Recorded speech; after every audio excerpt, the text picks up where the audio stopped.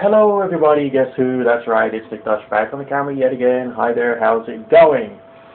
A YouTuber recently asked me the meanings of certain numbers. Now, I hate this kind of question, and the reason I hate it is simply because it is meaningless. Within various different religious cultures, they have symbolism. Every single group or whatever has different varieties of symbolism. Some rely more heavily on numbers, some rely more heavily upon shapes, some rely more heavily upon colors, textures, sound, musical instruments. But in each and every single case, the meaning is different for each and every single cultural group, each and every single religious group. When I was a young sort of like quasi-neophyte in a witchcraft coven, I took down a little book that I bought for about £1 in a cheap bookshop to the high priestess, and she read it. And as she went through, she says, I disagree with that colour. I disagree with that colour as well. They shouldn't be using that colour in that place. No, no. The bottom line was, she had been conditioned, namely brainwashed or trained or educated, but let's just call it conditioned, to assume or believe that certain colours had certain specific meanings and certain specific uses.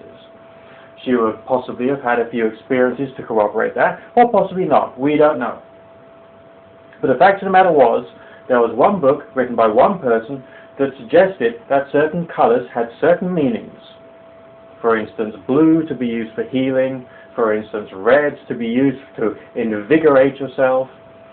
And this particular person thought that no, red was only used for curses, blue was used to inflict pain, and yellow was the only colour that was right for healing, for instance. We're not seeing any objective truth here. All we're seeing is that one person thought the colour meant one particular thing, and the other person thought another colour meant another particular thing. So the bottom line is, what do those colours actually mean? The answer is bugger all.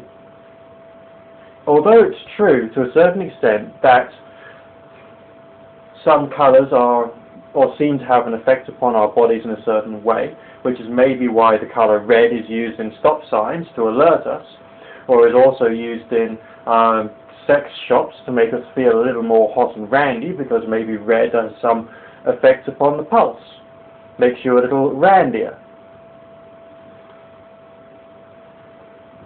Who knows? But the fact of the matter is, these colours don't actually have any real meaning or purpose. But some people apply meanings to them. Now, in the case of this YouTuber who emailed me and saying, what do these numbers mean? Was he really asking me, in practice, was he asking me what those numbers actually meant?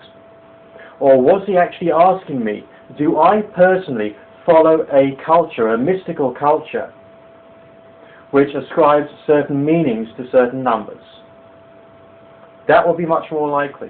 And then the question would be, do I follow a particular mystical path or religion that ascribes the right meanings to those numbers that he would agree with? So essentially, there's much more than a simple question here. He wasn't, in practice, he wasn't just asking me, what does the number 33 mean? Or what does the number 22 or 11 mean? Or 666? What he was asking me was, do you follow a mysticism that uses numbers? And secondly, do you follow a mysticism that uses numbers that has an interpretation that I can agree with or understand? And the bottom line is, all of these mysticisms are made up by people. There's no need to be afraid or concerned or suspicious.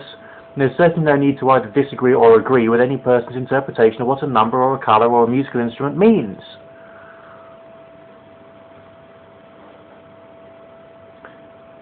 Why do we have to believe that number 33 has a specific meaning? Some people would say, well, what about the collective conscience of mankind? We don't have enough information to be able to say with great certainty that the collective consciousness of humankind exists. There may be a little piece of information here, there, and everywhere, but all of these things help us to ask more questions. They don't provide us with concrete answers. Speak to you in a while.